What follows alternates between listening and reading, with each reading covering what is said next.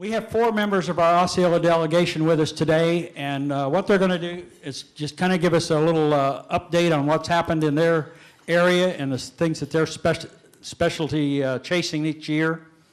I'd like for you to give them a big hand. It'd be Senator Darren Soto, Representative Neil Comby, Representative Ricardo Rangel, and Representative Mike LaRosa.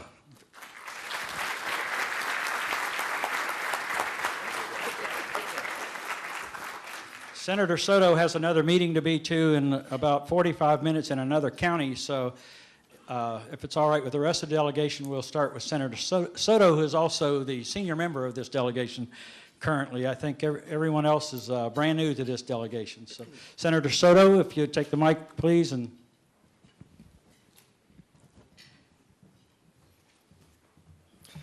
you know, at 35, I'm surprised to be characterized as a senior at this point, but it is what it is.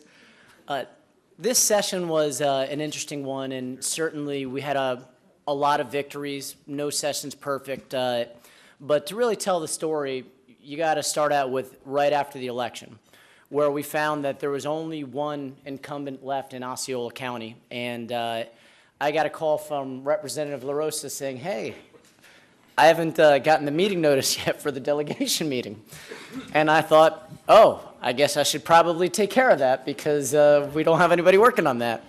And so I worked with Tom Franklin with the chamber to help put together what was a great delegation meeting, which went off without a hitch. But it shows that even when not everything goes according to plan at first, we come together and we get it done the way we need to. This year, we saw some pretty big victories. Over $1 billion was put back into K through 12 education. As many of you know, after the stimulus dollars ran out, there were over $1 billion worth of cuts in 2011, a lot to do with the economy, and we saw that restored, and now we're close, almost at the 2007 levels, which I know for my district, education is one of the equalizing opportunities so that my constituents can appear here just like many of the successful entrepreneurs in the room. In addition, we got over $300 million for universities, and the Senate kind of held to no tuition increases, ended up compromising with the House, but as you all know, the governor vetoed that 3% tuition increase, which was a great move. And I do want to mention that our own Valencia College did make sure to not raise any tuition, and I think we owe them a little round of applause there.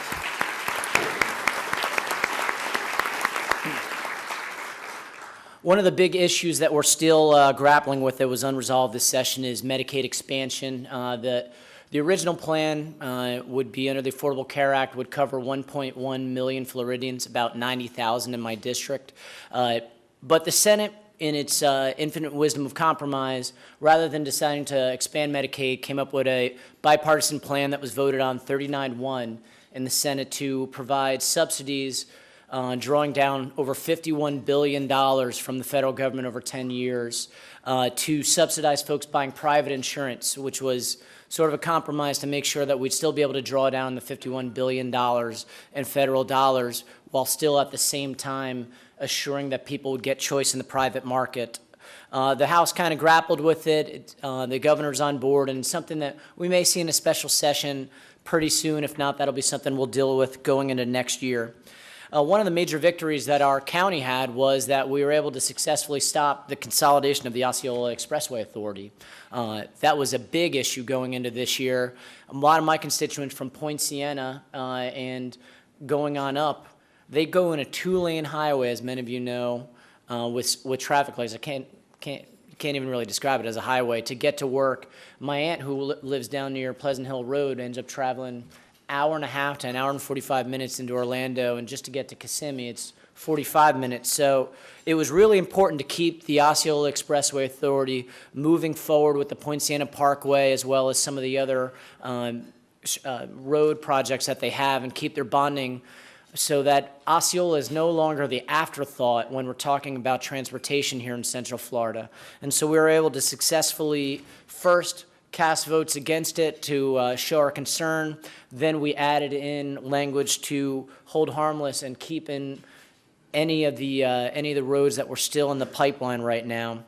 Spring training was another big issue that we ended up dealing with to keep incentives in place I know we may see a little shuffling here. Some of it is, I guess, under confidentiality agreements, but we have some teams who are here and some teams who may come here. I guess we'll wait and see, but on the state level, we wanted to make sure that the incentives were in place.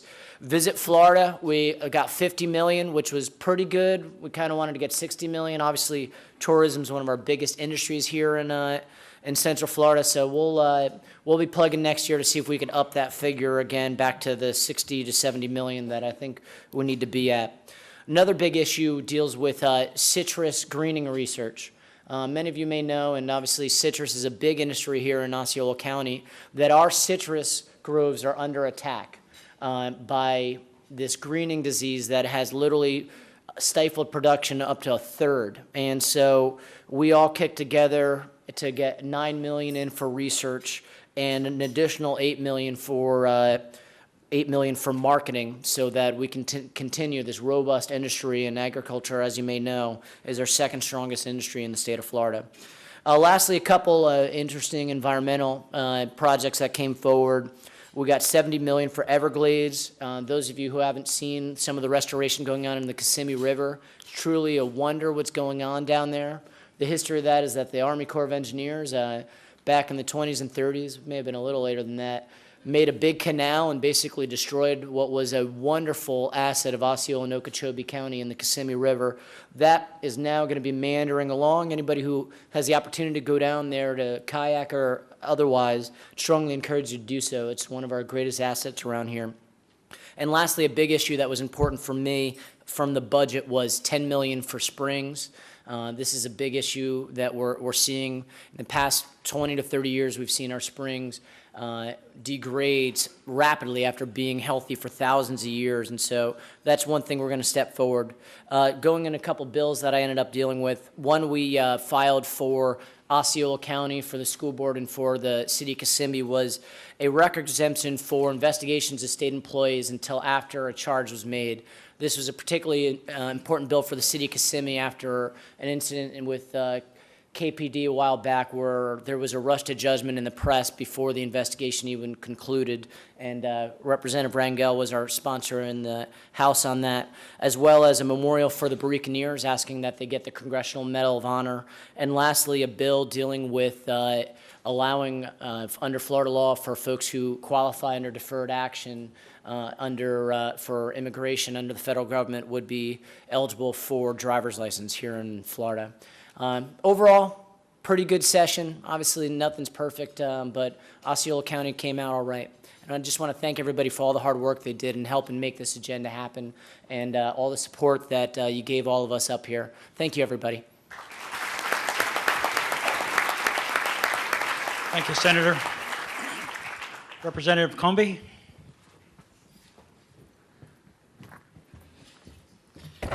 Thank you, Tom. This is a great place, I'll tell you. GPS brought me in front of the hospital, and I parked over there, and a nice lady said, you're here, sort of, kind of, but you got a long ways to go if you want to walk. So I said, that walk will do me good.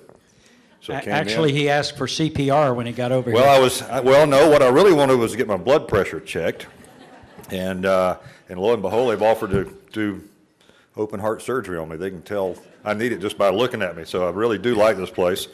And this happens to be my district. I have a very small part of Osceola County, but I've got a great part of Osceola County. I have the celebration area, and it really is an honor and a pleasure to be here with you this morning. Not a lot left to say. I mean, I think that the guy on the end, Senator Soto, I know his name, I'm just kidding. He's funny, and I really enjoy the little bit of time that we spent together, working together. And in fact, that's true with Ricardo and Mike. We all, I think, worked well together up there, regardless of our party affiliation. But I came from the county commission. I spent 16 years as a member of the Polk County Board of County Commissioners, and I will tell you the difference between the county commission and the state legislature is huge. And when I was telling people, they said, well, what do you think about it? What do you like, about it? What do you not like about it? And I said, well, in Polk County, and it's true in Osceola County, and there's some commissioners in here, if you have 5 members, you need 3 votes to get something done. 3 votes, and you can paint the whole county red if you can find enough paint. In the legislature, it's a lot different. You got 120 members there, and each of those 120, come from different parts of Florida. And I was looking the other night at did anybody see the photo from the space station when they were leaving off of Florida? It was a great photo. It was in the Tampa Tribune, and it shows the state lit up. But obviously, the greatest number of lights are in Palm Beach and Broward and Dade County, and it makes you realize when you look at that, just the vastness of that population and that area, that coastal area there. And believe me, they bring a lot of folks to Tallahassee, and you have to work with those people. And they certainly have different interests than the people who come from Pensacola, from Tallahassee even, and from North Florida, who seem to have more in common with maybe South Alabama or South Georgia. But then you got the Senate, and Darren's new over there. He spent a little bit of time in the House, but then you have the Senate. And we had a little gathering up there, I don't know, about midway through the session, and all the senators came and all the representatives came. It may have been just the Republicans. It was a really nice dinner, but so maybe Darren wasn't there. This thing was at some part, but it was really nice. And but we were there talking, and Jeff Brandis from Clearwater has also recently left the House and made it over to the Senate. And somebody was talking to him, and they said, what's the difference? He said, well, the House, everybody kind of gets along, and if you don't get along with somebody, that's okay, because you can get along with somebody else and you can overcome that. But in the Senate, he said it's like 40 Somalian warlords over there. Everybody has their own piece of territory, and buddy, it's staked out. So you can work very hard on something in the House. You can work very hard. We have 42 committees and subcommittees. We all serve on a number of different committees, but you can work there, and you can work with lobbyists, and whether that's paid lobbyists or people up there working on their own behalf, and try to get something done. But things change as it goes through the committee process, and when it's all said and done, you're really running for the gate, trying to hold on to things that you're passionate about and near to you. And sometimes you have to accept a little bit less. Sometimes you have to compromise. My cousin is Charles Kennedy. He's a member of the Supreme Court now, former Chief Justice of the Supreme Court. I visited with him when I was up there. And Charles, years ago, going back into the late 80s, he served in the House, I think for 8 years in the Florida House, and then he came out and he was elected to Congress, and he served 8 years in Congress. Then he left Congress and he came over and was the general counsel for Jeb Bush, and then he left there and he was a judge on the 2nd District Court of Appeal, and from there he went to Supreme Court. But he said of all those things he's done, he said whether it's the House, the Florida House, whether it's Congress, Supreme Court, he said the House is the most fun just because of this idea that you've got to get this done, and you're watching the clock, and you're running to the gate, and you're trying to hold on to the work that you've done and try to keep it together and bring something back to the district, some of the things that Darren mentioned. And sometimes that's awful hard to do because that clock will run out on you. Those last 2 weeks get pretty brutal. But I'm happy that I was here this year and hadn't been there the last few years because of the revenue situation. I know that, and Darren was there for a little bit. Mike and Ricardo and I were lucky enough to come along when revenues were up. But Darren did, mention tourism and visit Florida. But I'll tell you, when you look at the numbers, all I can say is thank God for tourism. And I don't need to tell you all in this room that. You know how important it is, but it's huge. And that, I think, is the biggest reason why the state's revenues are up, why we're able to give raises to teachers, why we're able to give some small raise to state employees. So I just need to keep that in mind. But the one thing that I did up there, and I'm really disappointed, probably the last couple of weeks I realized I wasn't going to be able to get it done, but I had a bill, and actually Senator Brandis had it in the Senate, and we're actually going to take a different approach because in the words of the famous poet, philosopher Tom Petty, I won't back down. I'm going to try again. I actually worked on something for the governor a couple of years ago, and then he's not done anything with it. So I said, I'll try to do something with this. But the idea behind it and what I intend to do and am going to try to do is to create on state website all 67 counties, all 411 cities, and list those charges and costs that anybody would incur if they try to open a business, create a business, expand a business. And the nice, thank you. I will tell you that I had tremendous support from the Florida Chamber. Letitia Adams was with me every step of the way, and there were others, had a support from the Florida Association of Realtors, and we're going to try it again. The real opposition, the only opposition that I could find and was clear, and I tried to work with the folks, was the League of Cities, and obviously not all cities were opposed to this. The city of Lakeland said they were fine with it. Auburndale talked to them about it. They said they were fine with it. But really to put that stuff out there, and it won't matter where you are, if you were in Singapore, if you're in Seattle or Sarasota, you can go on the state website and you can look at any county, whether it's Dade County, Duval County, Lee County, any county you want to look at, and you can see what it costs. But in addition to just the idea that it would be very easy to find out what it would take to open or create or expand your business in that county, especially if you were in some other part of the country or some other part of the world. But it gives local elected officials an opportunity to see what their neighbors are doing. It gives those people who are making decisions, policy decisions on taxes and fees and regulation, you know, are they doing this next door without having to send staff out for a 2-week or a month look, see, tell us what's happening over here to make sure that we remain competitive with our neighbors in Central Florida, with our neighbors in southeastern United States. But it also would create some competition, I think, between cities and counties, which is maybe what they don't like. And but hopefully we're going to get that back up. I'm working with the Speaker, and Senator Brandis is working with the President of the Senate to work on getting those numbers together for us when we come back. That was supposed to be the stumbling block, was the cost to create this website. But I think there were some lobbyists up there that was trying to sell some software or something to the state. So we're going to take a little different approach, and I'm going to try that again next year.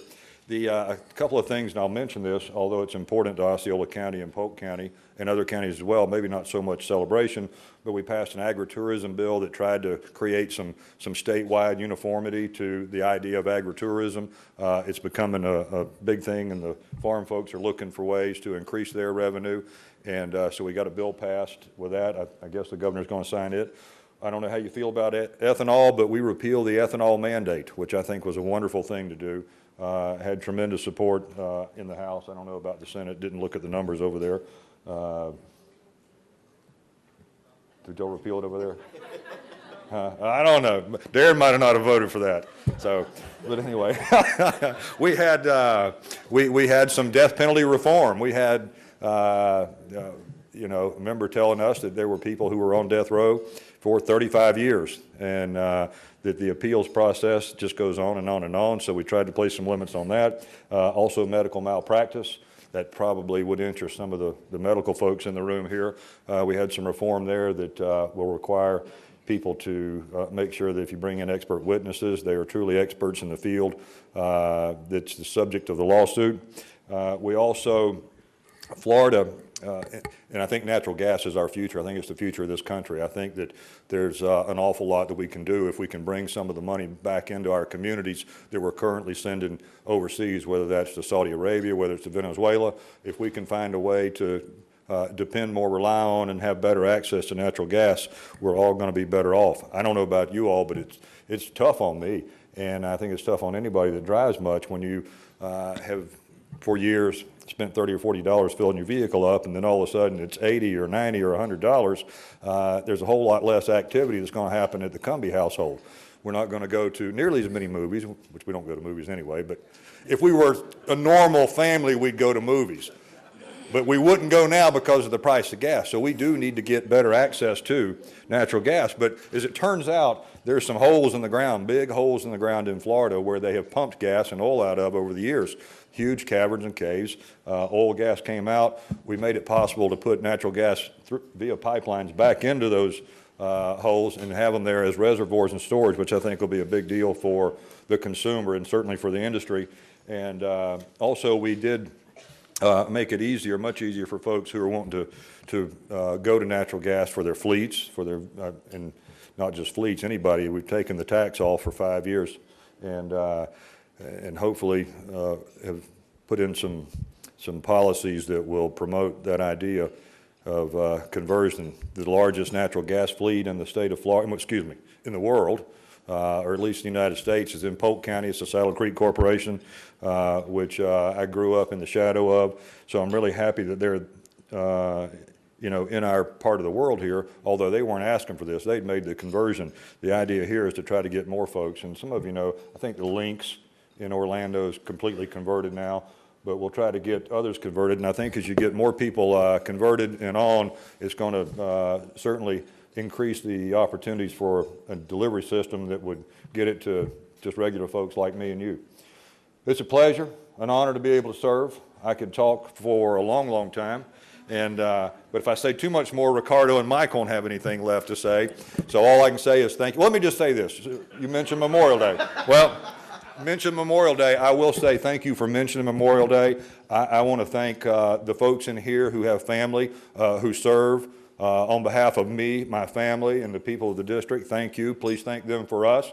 But also, we have a member, Dr. Kerry Pigman, who's just to the south of us in Highlands County. And Kerry, he's an emergency room doctor at the hospital down there, but he also is an Army reservist physician. And he, I think 4 days after we got home from the session, after being up there for 4 or 5 months, he shipped out to Kuwait for 6 months, I think. As a part of his duty as a reservist physician there. So if you get a chance, or if you know Dr. Pigman, thank him as well. But it's a pleasure. See y'all next time. Thank you. Well, Senator Soto, we're going to let you speak after Representative Comby next time, so you get a chance to even up the shots there. Representative Rangel, if you'd do us the pleasure.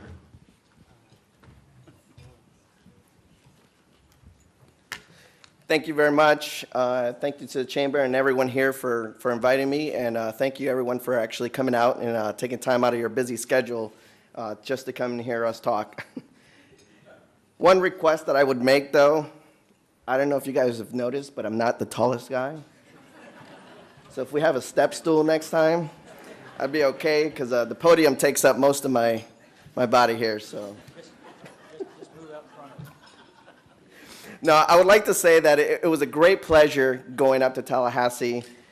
It was totally not what I was expecting. I thought it was a little bit more relaxed, to be honest. But once you start trying to learn, trying to read all those bills, it's overwhelming. And it's hard because we're not going to be able to, we don't have the time, in a day to read every single bill. So I would request from everyone, if you guys know something that's coming up, give us the heads up. I've had the pleasure of working, with Representative Comby and La Rosa, and, I think we did a pretty good job, because one of the things that I made my promise was, I'm not going to go up there and say I'm a Democrat and that's it, and I'm only going to be Democratic. I mean, we have to check our D's and R's at the door and make sure that we all work together, because the most important thing is not one party has the better idea. We all must compromise and come up with those ideas together to make sure that our community is going to be served as a whole. And I think that's very important. As a matter of fact, that's one of the things that me and Mike La Rosa had talked about once we got elected. The first event we went to, we shook hands, and we got together and we said we were going to make sure that Osceola is represented the right way. And Senator Soto and Comby touched on a lot of the big stuff that we did, as a state level. But I'm going to touch a little bit about what we had here at the county that we brought forward, and Mike La Rosa, or Representative La Rosa, was instrumental in helping us, get this done also. And so I wanted to thank him for that, and Senator Soto also for helping with the public records bill, which we were able to pass and get through the legislature in both House chambers. And I'm really excited about that, because it shows that we were able to work all together and get things done. And unfortunately, one of my priorities was to make sure we had enough public funding for healthcare systems. And I know I worked with the counties. They spoke to me and they told me we really need this triage center to go up.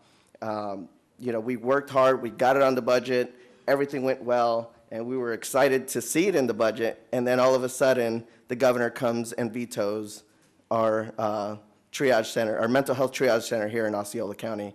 So I'm going to be looking forward to working with the counties and the cities some more and making sure that we could definitely whatever we have to do to address that issue to make sure that it goes forward next time, we're going to work harder to make sure that that goes through. So that's a promise that I hope Mike LaRosa will do with me. I'm putting him on the spot now. So unfortunately, the other part was we worked with getting more funding for homeless veterans. There was $250,000 that was vetoed by the governor to take away $250,000 from the transition house here in Osceola County. And to me, that's very unacceptable.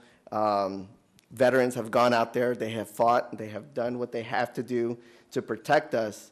And as a 12-year Army veteran myself, I feel a little bit upset that that's what happened, that we have to veto money away from our veterans.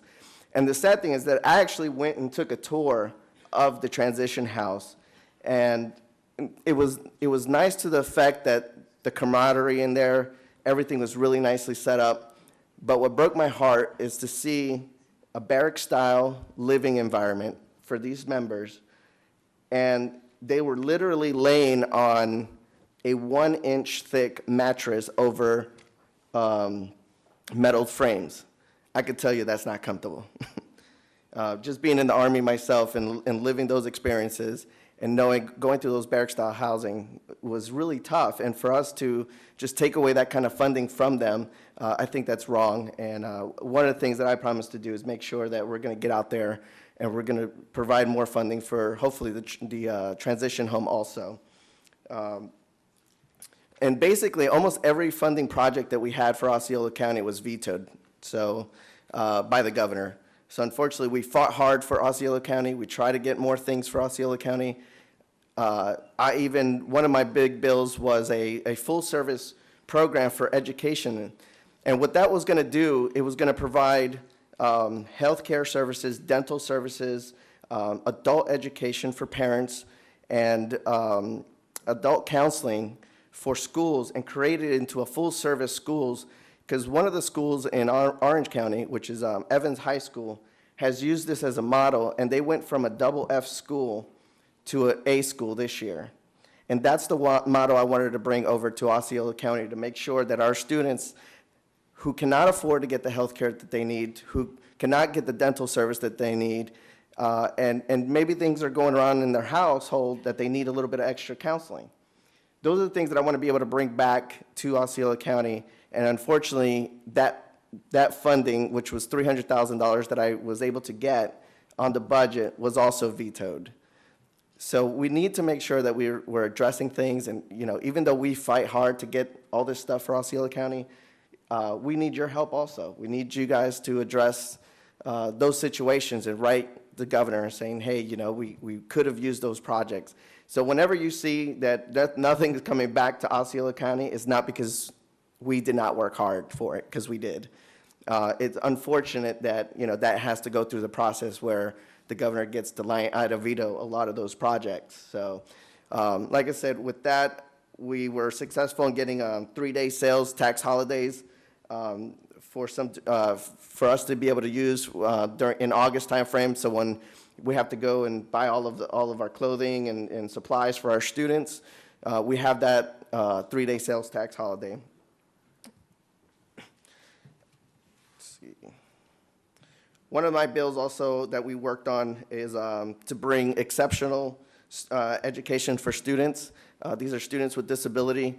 We're trying to make it so that the parents get more involved in the students' activities in school, and it'll help them. For example, there's some cases where students get into a school and then they have to be bused to another area, and sometimes the parents do not even know that their child is actually being transferred to another location.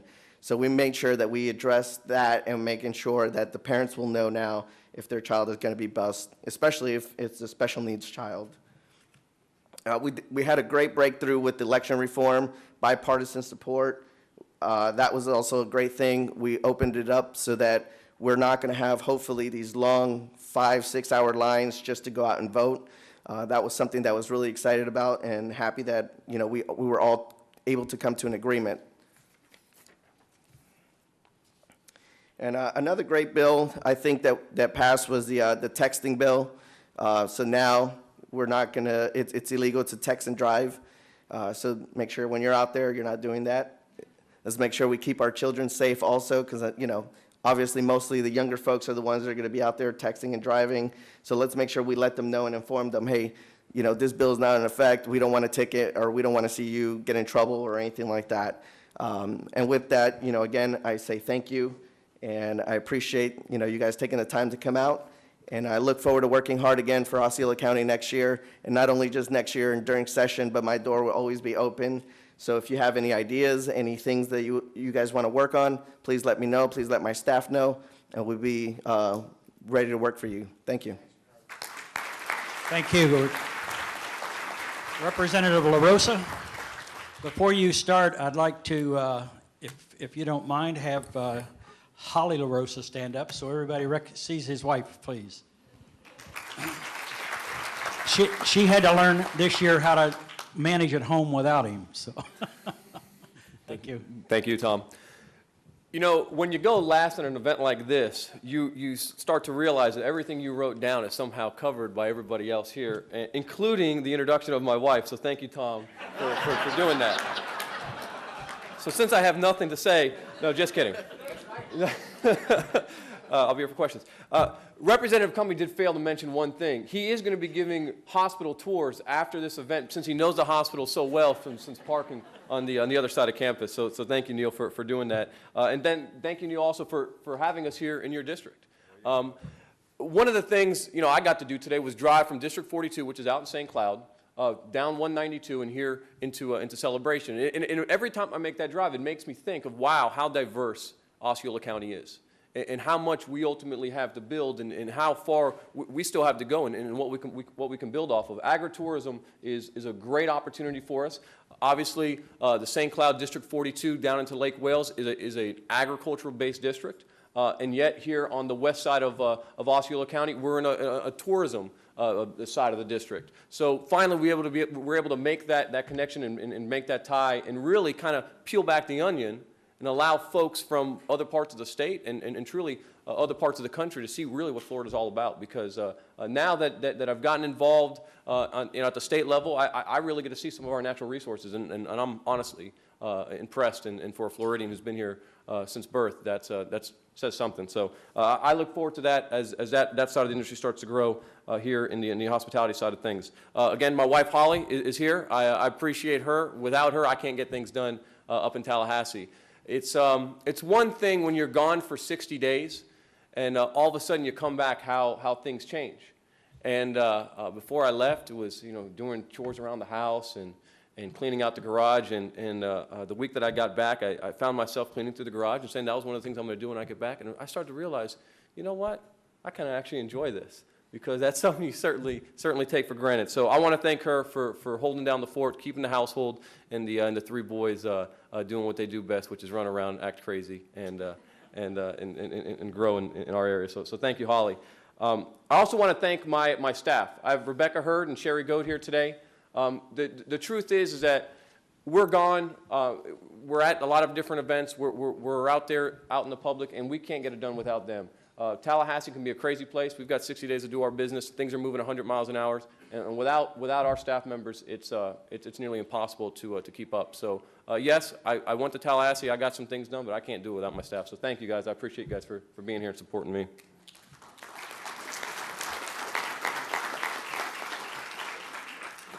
So the most common question I get is, "You glad to be back? What were the things you did up in Tallahassee?" Well, I checked my pulse; it's still beating, so that's a good thing.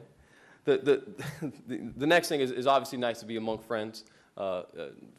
Nice to see a lot of friendly faces and be here today. We did cover a lot of things this past year, and one thing I was actually shocked to understand is that a lot of folks don't realize that our one and only constitutional requirement is to pass a budget. We pass all these bills and all these things are happening, but the only thing we're supposed to do while we're up there constitutionally is pass a budget. And this year we passed a $74 million budget. Yes, some line items did get vetoed by the governor, but we did so responsibly put over $2 million back in a reserve in a rainy day fund, so whenever the next catastrophe happens or funds are needed, it's ultimately there. So happy to be a part of it, learned a lot throughout the process, and obviously was able to get that done. Some of the items that, some of the other items that we worked on that may have been mentioned, may not have been mentioned, Everglades restoration, again, an asset to our state that we have here. And finally, we've got the funds capable to continue to restore it. Texting while driving, I will add a few things. Texting while driving sounds like, wow, it's something that we need, and it is. As young folks are starting to drive nowadays, they've never lived without a cell phone. So now that becomes part of their everyday life, and of course now becomes part of their habits while driving. So certainly a good bill to move forward. Some things we amended there at the end as far as confidentiality and stuff, which just makes the bill even better. Property insurance, ethics, election and campaign reform, big part of our agenda. While up in Tallahassee, we were able to go through and take care of a few things there to restore what we believe is a more transparent process. Some of the committees that I sit on, Energy and Utilities is one, Justice, Appropriations, State Affairs, which I have the honor of sitting with both these gentlemen here.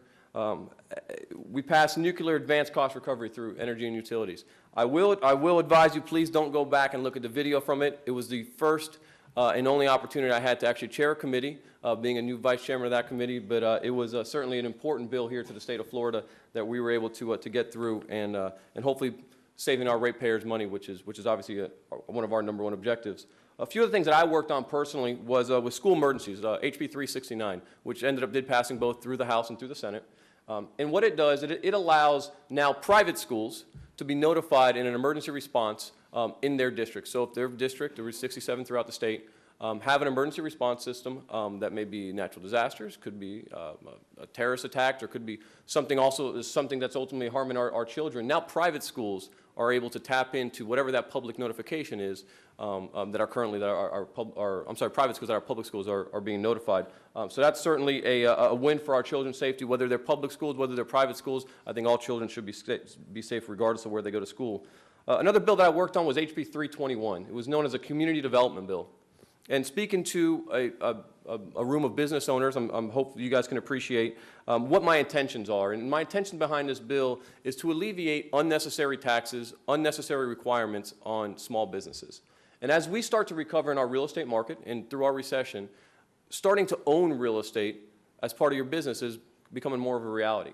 So this bill, HB 321, created a statewide 3-year moratorium for any businesses looking to buy, expand into, or rezone space that was going to be used for commercial space non-residentially.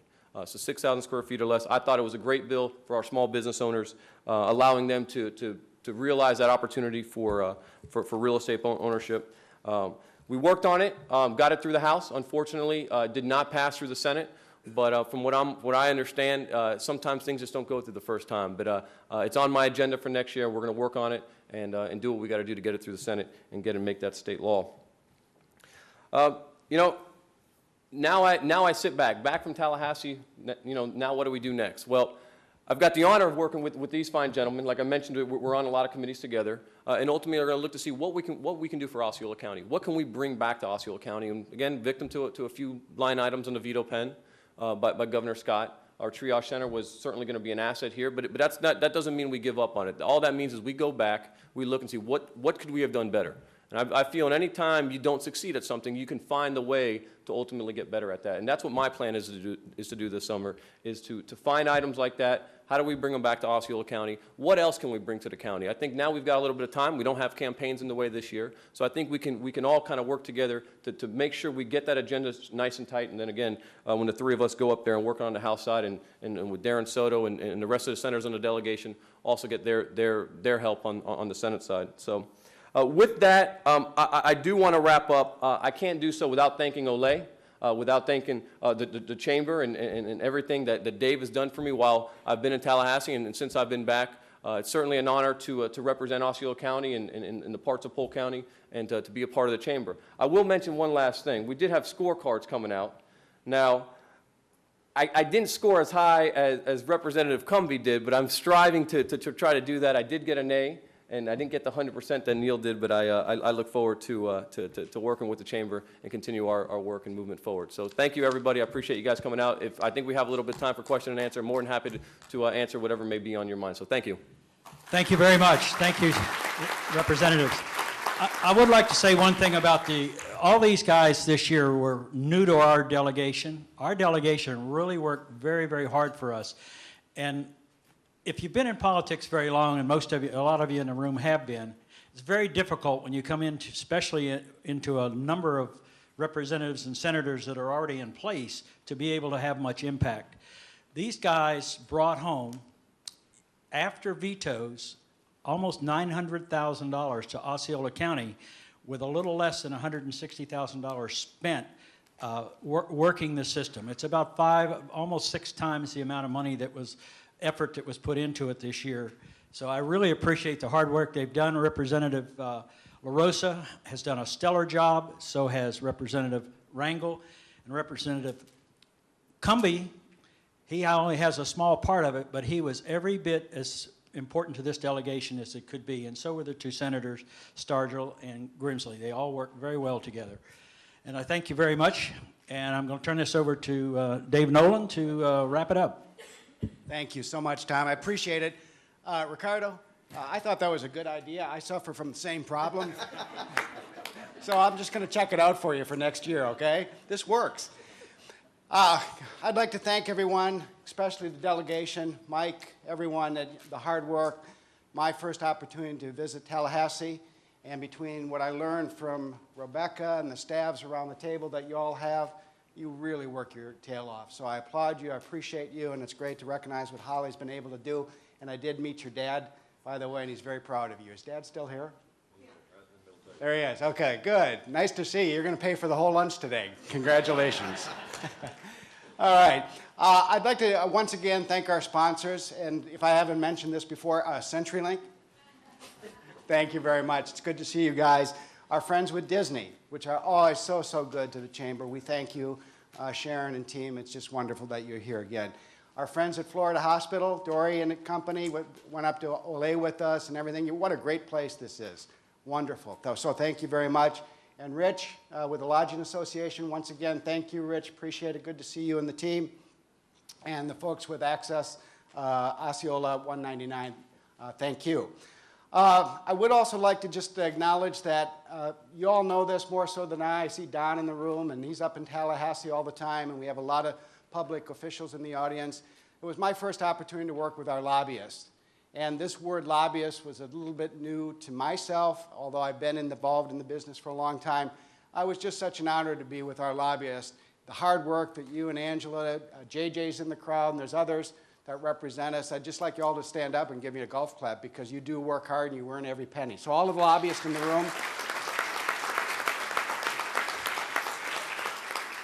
And I know Doug plays golf. That's why I introduced you to John Goodman with the Annika Golf Academy. He's going to work on some strokes with you the rest of the afternoon. So thank you.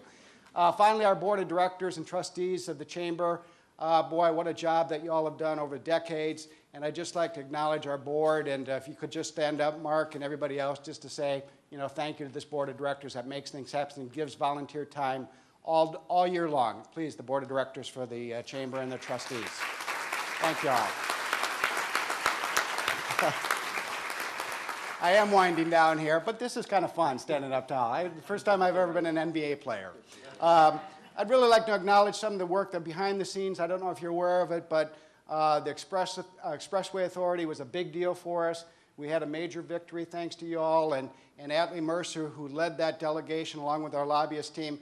Atlee, congratulations. Our county is better, and our infrastructure is better because of what you all done, and that's huge, a huge, huge win. Finally, the staff of the Chamber is here. Ladies, and I can always get away with that because it's all ladies. So thank you very much. It's nice to you. And finally, our members, the delegations that came out today. Man, we really appreciate you. We're going to work hard with you, and it's just an honor. You guys work hard, and man, I'm telling you, public service is sometimes very unrewarding, and I hope that we can at least make it fun for you and enjoyable and show appreciation to all you do. Holly, thanks again. I know it was tough on you for the couple of months. So make it a great day. Thanks so much. And Mark McHugh, thanks for your chairmanship and volunteer effort. If you see Mark over the weekend, just tell him you were part of this crowd and he'll let you in for free to see the new critters. Gatorland! Thank you, Mark. And thank you, Tom Franklin.